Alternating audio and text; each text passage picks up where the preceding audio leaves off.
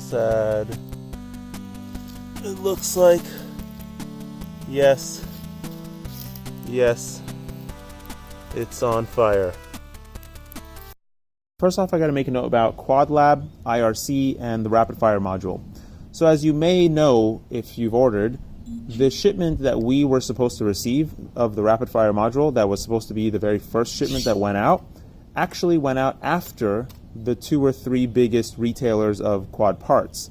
And so the best way I can explain what happened without making anybody look bad, because it's not necessarily IRC's fault, although it is somebody in IRC that was the problem, and it's definitely not our fault. There was a bad actor in the mix. We were promised a lot of stuff. We were promised that we would be able to sell the product with a $10 rebate or a $10 coupon. We would get our shipment first before anybody else, and we could ship out to customers first before anybody else. What we ended up getting was nothing, none of that. But in return, we did give them some marketing. We said we would help get the word out. We would help market for them because they were really unsure what the kind of demand, what demand there would be for this product. They were putting a lot of emphasis on this product. They had a lot of faith in it, but they didn't know if it would be popular at all. This bad actor that was an agent of IRC didn't seem like he was talking to the people that actually manage IRC on a day-by-day basis. And the first time they realized what was going on was when I made a public post about what was going on the QuadLab Facebook page. And then I started talking to the people that actually manage IRC on a day-by-day basis, and they were perplexed, the same way we were. And it was not anybody's fault. And I know that we are associated with what's happening, and it's like the people that ordered from the QuadLab site, you guys are like the very first customers to order this product. And I very strongly emphasize this to the people at IRC, like, now whatever has happened. You're literally punishing some of your most crucial customers. These are your early adopters. This is not right. Well, what ended up happening to us is that we are actually shipping out these modules at a loss to us, because after the rebate we were giving, and then after they dropped the price, but they didn't drop the wholesale price on the product, we are actually sending these out at a loss to us. So we're going to honor it. Of course, we're going to send them out, but it's just very sad what happened, and I'm really apologetic, and I will be 100% clearer with all of our vendors in the future about what we're doing. These were just supposed to be introductory products that we're offering up front, and we're going to do it with 1 or 2 other products as well, just to get the word out about QuadLab. The whole point of this site is it's not really a profitable site. I mean, profit is not the primary goal. The goal is to help people from the community that have products, that have designs, that have innovation, bring it to market, like, for them, because we do have some resources. I do talk to a lot of people in China all the time. I am associated with Pyroflip. We are always developing lots of things. So I want to have a space where people could bring us their things, without worry, and we will help them bring it to market for the better good of the market and themselves. Now, this isn't the first example of a bad actor playing in our space. The most recent one before this was the Butterflight Motors, which was some debacle with Race Day Quads and Butterflight, which was not actually the Butterflight Group, which I'm not going to get into. But it is what it is. Now let's talk about this concept frame design that I have. And I've said that I kind of want to stop designing these things because it just takes so much time and just thought energy. And I'm pretty satisfied with my designs as is. But I just keep doing it because I just enjoy it so much. Anyways, this is a design that is very, very elegant, and it's a design that I have used several times in the past on concepts, and every single time that I use this main body kind of puzzle together concept, I've said that I will never design another frame like this because it's just such a pain to get the thing together. The tolerances are really tight and they need to be tight, but it's such an elegant design that it's so hard for me to just get it out of my head. So let's go over to the design. The arms slot into the main body, and they're held in by this little notch, and then there's a notch at the outside in the main body that kind of prevents the arms from sliding around. So the end result is that the arm doesn't slip in and out this way, and it doesn't go in and out either way, and it's really, there's like negative flex to this. There's no imaginable flex to this frame. The reason why these holes are the shapes that they are is because when they cut these plates, it's being cut with a circular drill bit. So you have to account for the circular drill bit that's actually cutting, and you have to make it such that you can cut out these corners, because if you try to cut it such that you have a corner inside a corner, you can't cut a corner, and then if you try to just cut a square, you're going to have rounded corners to your square and your pieces won't fit together. So the tolerances of this frame are super duper tight, and that's what makes it such a pain to get together. But it is so elegant, and once you do get it together, it's just so pretty to look at, and it's just so elegant, I can't get it off my mind. Anyways, in the past, vertical arms have been an issue for a number of reasons, paramount of which being the, I think, the flex in the yaw direction, which led to vibrations that were excessive, and the flight controller had a really hard time managing. So in the past, I've used 4mm vertical arms, and a lot of companies have, and it doesn't really matter how wide you make the arms, it seems like, you always get some degree of flex. So carbon doesn't flex in the laminated direction. Like over here in this laminated direction, it doesn't really flex. It has so little flex in that direction. But in the flat sheet direction, so like the sheets are laminated like this, it will flex up and down a little bit. And so going with 6mm arms as I have on this frame, I can't flex these arms, and I can't break these arms in my hand. They are 7mm thick, 6mm wide arms. And that is one of the main features that I want to test about this frame and the carbon, to see if vertical arms like this will, in fact, prevent the vibrations that were caused in other vertical arm designs that I had, which caused much problems. I don't know if it is, and I don't even know what I'm going to do with that information, but I just want to know. The motor mounts I have here are, I thought they were unique, but apparently there's another frame that has motor mounts just like this, and it's got a notch here, and the obvious thing that people have said already is, well, you could put multiple notches on here so that you can have a 4-inch, a 5-inch, a 6-inch, and a 7-inch frame, which, yes, you could do that, but if you're running a 4-inch or a 5-inch, you're going to have a whole bunch of extra arm hanging off the end, and I mean, I personally wouldn't like that, but yes, it is a possibility if this kind of a frame design works out. Other things that I'll be testing is if this center puzzle kind of design actually holds up, because now these arms are so thick and potentially so strong that it may crumble the main body plates. I mean, they look rather frail. If you look in this joint area, there's only a little bit of carbon holding the arm from snapping in either direction or bending in either direction, and it could just snap this entire area. But then again, you have this center section holding the arm fixed as well, so the forces are kind of distributed. So I don't know if we can actually generate enough forces to break this center section, and I don't know if the arm would end up breaking somewhere here along this area instead. Kind of things that I'd really like to test. Also, it's 6mm thick and 7mm wide. The arms on the Floss 2.1 are 5mm thick and about 9mm, about 9mm at its narrowest point. So that's actually kind of more volume, maybe? Hard to say. When you go up a millimeter in thickness, you actually gain a ton of strength and rigidity. So maybe the 6mm will make up the difference. Maybe it'll end up being lighter. So this frame, as seen, even with the longer, I've accounted for the longer screws that are necessary for the motor mounts. The frame as seen would be about 67, 68 grams, so it's a pretty good weight. And I've also designed it such that you can build it right side up like this or upside down like this. There will be two kind of crossbars here where you can strap your battery in sideways, and you can see that there's a slot here for the camera to give you full 70 degrees tilt with the same camera mount. So you could literally run the frame upside down or right side up. There's a couple other things that I'm testing within this design that I'm really looking forward to seeing how it performs, although I won't be personally testing this one because I don't have that much time to fly anymore, and I'm going to be sending it to one of the Pureflip team pilots, and they're going to thrash it on a track and see what they can break and how things hold up. So I'm actually very much looking forward to that. The next thing you're probably wondering is what happened with that fire. So this is the quad that's running the $10 motors with the $30 4-in-1 6S ESC and some weirdo flight controller Vtx 2-in-1 thing. As you may have guessed, the ESC lit up on fire. And actually, here, let's take a really close look at this. So all of the motor wires have desoldered themselves from this motor. I'm assuming it was motor ESC4 that lit up. And then one of the wires from here, actually the whole tab broke off of here. This is the most drastic fire that I've had in a long time. Now, what does this actually mean for the 4-in-1? Well, I don't really know because it could very well have happened with my expensive 4-in-1s as well. I mean, fire after a crash is not uncommon. And the KISS ESCs light up on fire. I used to light up on fire. I've lit up, the Asgards on fire. I've lit up every single ESC on fire I've ever used, except for the Acon 4-in-1, which still has the best track record for me. The 32-bit 4-in-1 has the best track record for me. I've used a lot of them, and they have been completely 100% foolproof.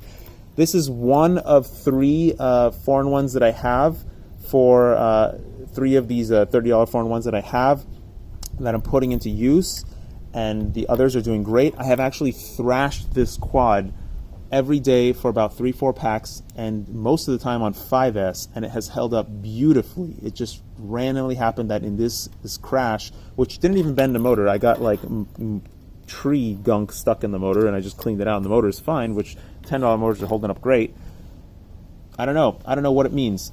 Out of the hundreds of people that have given me feedback on this ESC that they've been using, there have been exactly 3 people that said that they had like fatal flaws in the ESC where it caused something to catch on fire, or something to burn, or just something didn't work. And a handful of people say that it's a noisy board, but I don't know what the noise they're referring to actually is. Maybe they're just talking about video noise, maybe they're talking about vibration noise, maybe they're talking about motor noise. Hard to say. People, when we discuss things, we don't have like universal language for these things. But a handful of people have said they've had problems, but a handful of people also said they had problems with the Acon 4-in-1. So I would still say this board still has a good track record for me. I've put at least 100 packs through this quad, and it's held up great. The other thing I want to talk about is this Caddx camera. This is the SDR1, and I know they just came out with the SDR2, which I asked them what was the difference, and as far as I can tell, the only difference is the latency. So this camera has a 40 to 50 millisecond latency apparently, and the SDR2 has like an 8 to 10 millisecond latency, something like it. It's much, much lower. But there's another big issue with this camera, which I sort of touched on last time. So the Runcam Eagle, the Micro Eagle here, this Micro Eagle has fantastic low light capabilities, and this Caddx camera does not have fantastic low light capabilities. In fact, there's no camera that has as good low light as the Runcam Eagle. So this area that I was flying in was a relatively extreme situation with the camera to manage with the lights and darks, but what ended up happening was the camera was just blurring everything. Like my screen was just ghosting all over the place. It was like motion blur off the charts. You can't really see it in the DVR, but in the goggles, I literally could only see stumps like out of the ground. And so I was just flying like whatever, I don't care, I'll crash and smash and I'll go home, which was really sad because I trekked out to go to this location to fly. Anyways, the other issue that I had with the camera is that it seems like it's going out. And this quad has probably less than 150 flights on it, and the camera's not even a month old. And it has been through a lot of crashing and smashing, but I take really delicate care of my cameras to make sure that they're not touching any carbon, they're floating inside the frame, they're TPU mounted, so the camera doesn't actually feel all as much force as the frame when it gets hit really hard. Anyways, unfortunately, this Caddx camera is going out. This is an unfortunate scenario, and it is even more unfortunate that I've had the same thing happen with one other Caddx camera that I had. The other main thing I have is this. These are the Emax, I don't know the name, RSII-2306 in 1600 kV. And this motor kind of came out of nowhere. So they sent me their prototype motors that were a 2307, and I loved those motors because they were just bonkers power. I don't know what they did to put that much power in those motors, but they are awesome. And this motor is very much based off that motor. Now, the magical thing about this motor, which makes it truly magical, is that it weighs about 1.5 to 2 grams less than every other 2306 on the market that I know of. They're all about 29.5, 29 grams. I don't know how they got the weight down. Yes, they're using a little bit thinner magnets, but that's a lot of weight for a motor this small. Anyways, let's first take a look at the motor. So finally, they got rid of that aluminum shaft with the dowel through it. So it is a titanium shaft all the way through. It is a 4mm shaft all the way through. It's made of the hardest aluminum, 7075. It has these nice little grip things right underneath the prop hub, which will grip your prop great because I've had not a single prop slip on this motor yet. The design is it's actually nice. Usually I don't like this. I usually don't like this two-tone color design, but I actually like what they did here. The red color is actually like a pinky red. It really does look very nice and racy. The bottom is a 16 by 16 mount, which is as it should be. It is very nice. It's a nice 3mm thick aluminum, so it's, you know, very nice to screw into. It's nice and tight. You can see that it's using single-stranded windings all the way through, and the magnet gap is great. You can also see that there is a very, very, very nice lip underneath the magnets so that they do not slip. I don't know why every single motor manufacturer doesn't do this, but it's fantastic. Now let's take it apart. All right, as you can see, it's got extremely thin laminations, about as thin as I've seen on any motor, and the inside has, okay, so it's got the hollow shaft, but there's two things that I would criticize about this motor, and they're only two things.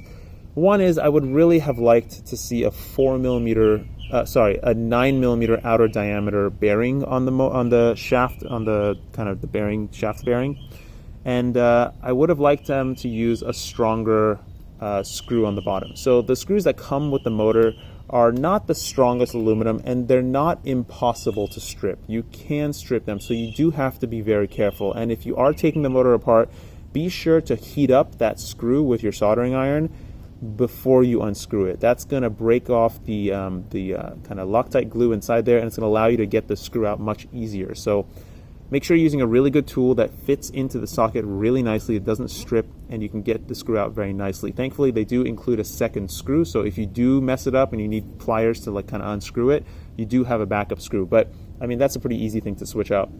But the bearings is kind of odd. I don't know why they went with the 8mm outer bearing. Well, probably they did it for the weights, because the 9mm outer diameter bearings will be a little bit heavier, and it also kind of messes with the stator dimensions a little bit.